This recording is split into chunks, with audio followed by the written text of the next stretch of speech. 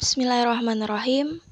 Halo rekan-rekan semua, dimanapun rekan-rekan berada, semoga semua dalam keadaan sehat dan dalam keadaan hati yang berbahagia. Oke baik, kali ini kita akan membahas tentang rancangan Undang-Undang Penghapusan Kekerasan Seksual atau yang kemudian disingkat menjadi RUU PKS. Pada kesempatan kali ini, kita akan berbicara tentang latar belakang, pengusung, perjalanan, hingga polemik pro dan kontra rancangan Undang-Undang Penghapusan Kekerasan Seksual ini. Terlebih dahulu kita akan bicara tentang latar belakang. Terbentuknya rancangan Undang-Undang Penghapusan Kekerasan Seksual ini dilatar belakangi oleh tingginya kasus kekerasan seksual terhadap perempuan yang ada di Indonesia. Nah, pada tahun 2012, menurut Komnas Perempuan, Indonesia sedang mengalami darurat kekerasan seksual. Berangkat dari tingginya kasus kekerasan seksual yang terjadi inilah yang menyebabkan Komnas Perempuan merasa perlu adanya payung hukum untuk korban. Jadi pembuatan RUU PKS ini berusaha menuntut negara untuk menunaikan kewajibannya untuk memenuhi hak-hak korban kekerasan seksual. Bagus ya narasi pengantarnya, tapi jangan berhenti sampai di sini saja. Dalam memahami sebuah rancangan undang-undang, kita perlu melakukan kajian mendalam. Dan tidak boleh buru-buru membuat sebuah kesimpulan hanya dengan menggunakan metode baca kilat dan melihat hanya pada narasi yang mencuat di permukaan. Jadi penting banget kita untuk mengkaji secara mendalam. Berpeganglah pada prinsip baik belum tentu benar, tapi kalau benar sudah pasti baik. Karena dewasa ini banyak sekali narasi-narasi yang apik, namun ternyata tidak membawa hal-hal baik, teman-teman. Semakin sulit dewasa ini kita membedakan mana yang kebenaran dan mana yang pembenaran. Oke, tetap semangat ya para pejuang kebaikan. Oke, kita lanjut lagi nih. Siapa sih pengusung dari rancangan undang-undang ini? Nah, pengusung dari RUU ini ialah Komnas Perempuan. Pada awalnya Komnas Perempuan yang mengusung. Namun ini kita bisa lihat nih, kita lanjut bicara tentang perjalanannya lebih dulu, sampai nanti kita akan menemui bahwasanya pengusungnya hari ini beda dengan pengusungnya yang lalu. Oke, jadi kita akan membahas tentang perjalanan RUU PKS ini dulu nih teman-teman. Jadi RUU PKS ini tuh udah melalui perjalanan yang panjang banget. Mulai dari diserahkannya naskah akademiknya oleh Komnas Perempuan pada tahun 2016, kemudian DPR menyepakati memasukkan RUU PKS tersebut dalam prolegnas prioritas tahun 2016, kemudian diadakan rapat paripurna pada 6 April 2017, kemudian disepakati RUU PKS ini jadi inisiatif DPR, kemudian pembahasan lanjut lagi ke tahun 2018, kemudian di akhir 2018 DPR memutuskan untuk menunda dulu pembahasan dari RUU ini, karena dianggap kita tunggu dulu selesai pemilu karena saat itu memasuki fase-fase polemik dari pemilu sendiri. Nah, kemudian setelah selesai dari pemilu 2019, RUU ini jadi salah satu draft yang dikebut DPR periode 2014-2019. Dalam perjalanannya dari 2019 ke 2020, RUU ini mulai menampakkan polemik di tengah masyarakat. Masyarakat kita terbagi atas dua kubu, ada kubu pro dan kubu kontra. Nah, sampai akhirnya karena polemik dan pembahasan yang dikira rumit seperti inilah, pada akhirnya tahun 2020 RUU PKS di drop out, dikeluarkan dari prolegnas. Mungkin untuk orang-orang yang kontra saat itu sangat bersyukur karena pembahasan tidak dilanjutkan. Tapi tentu teman-teman yang pro tidak menginginkan rancangan undang-undang ini di stop pembahasannya, apalagi sampai dikeluarkan dari prolegnas. Nah, pada awal tahun 2021, banyak dari teman-teman yang mungkin seakan diberikan surprise dari masuknya kembali RUU PKS ini, RUU yang penuh dengan ambiguitas dan polemik ini ke dalam prolegnas prioritas 2021. Dengan pengusung yang berbeda, teman-teman. Dan pengusungnya kali ini memiliki power yang jauh lebih kuat dari sebelumnya. Pengusung dari RUU PKS saat ini di tahun 2021 itu adalah Badan Legislatif. Yang artinya kalau kita lihat yang semula itu hanya Komnas Perempuan, hari ini menjadi Badan Legislatif, otomatis kekuatan dan powernya jauh lebih berbeda dan jauh lebih kuat. Bahkan disinyalir RUU-PKS ini akan sama nasibnya dengan Omnibus Law, di mana tidak akan tertolak. Nah, mungkin teman-teman, lagi-lagi kita perlu untuk kembali memahami RUU ini. Apa sebenarnya yang dibawa, ke arah mana sebenarnya yang mau membawa nasib generasi penerus bangsa tentunya, apa-apa saja sebenarnya yang diatur, dan apakah benar RUU ini hanya bicara tentang korban. Nah, mungkin kita bisa menjadi orang-orang yang sama-sama kritis untuk memahami kembali RUU ini. Jangan sampai nanti ketika sudah menjadi produk hukum baru kita menyesal. Tidak baik mengambil keputusan yang tergesa-gesa dan terburu-buru tentunya. Kita perlu memastikan dengan baik dan dengan seksama bahwasanya kita tidak mewariskan sebuah rancangan undang-undang yang cacat untuk generasi penerus bangsa. Yang mungkin nanti di sana ada anak-anak kita, ada cucu-cucu kita, dan orang-orang yang mungkin akan kita titipkan nasib bangsa ini ke depan kepada beliau-beliau. Kita masuk ke polemik dari rancangan undang-undang penghapusan kekerasan seksual ini sendiri.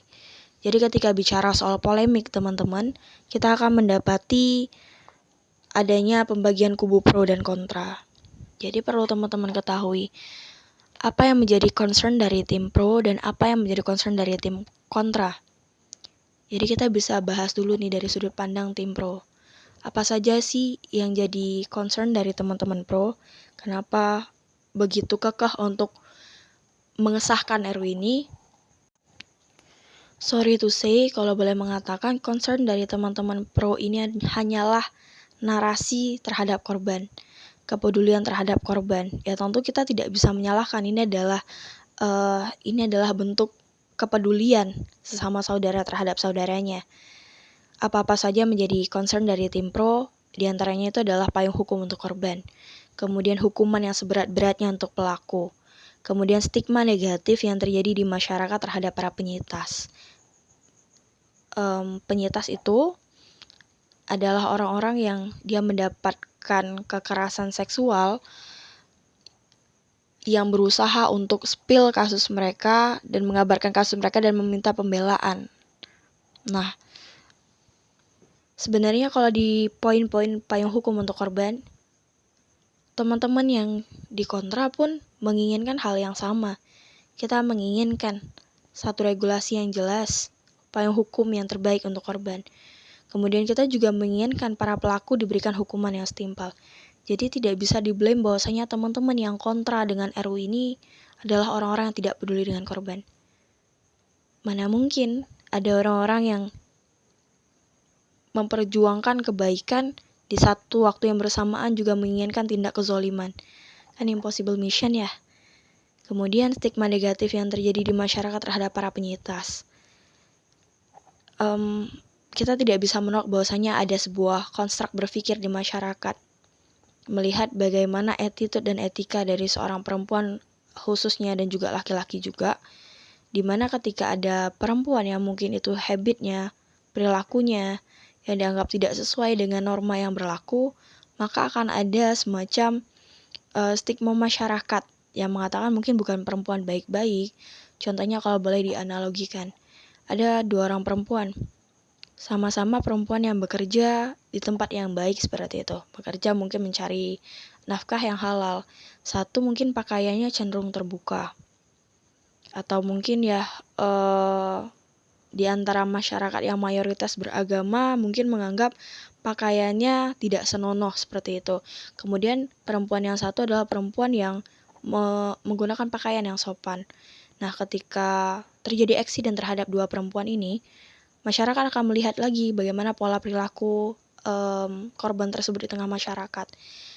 Ketika A yang tadi berpakaian tidak senonoh, itu acuh dengan masyarakat, itu abai dengan masyarakat, masyarakat akan menganggap dia bukan perempuan baik-baik. Sementara yang satu lagi, ketika ada seorang perempuan yang berpakaian yang sopan, kemudian ramah dengan masyarakat, memberikan kontribusi yang banyak untuk masyarakat, mungkin dia guru di tengah masyarakat, ya orang yang memberikan impact yang baik di tengah masyarakat, dan ketika mendapatkan eksiden yang sama seperti ini, contoh kedua perempuan tadi diperkosa. Perempuan A yang berpakaian tidak senonoh dan memiliki etika yang buruk di tengah masyarakat, akan dikucilkan di tengah masyarakat. Mungkin hal ini dianggap hal yang buruk dan tidak seharusnya ada di tengah masyarakat. Tapi ya begitulah masyarakat. Masyarakat hidup dengan konstruk sosial yang ada di pikirannya dan akhirnya mengasumsikan bahwasanya dia bukan perempuan baik-baik dan itu kenapa dia diperkosa.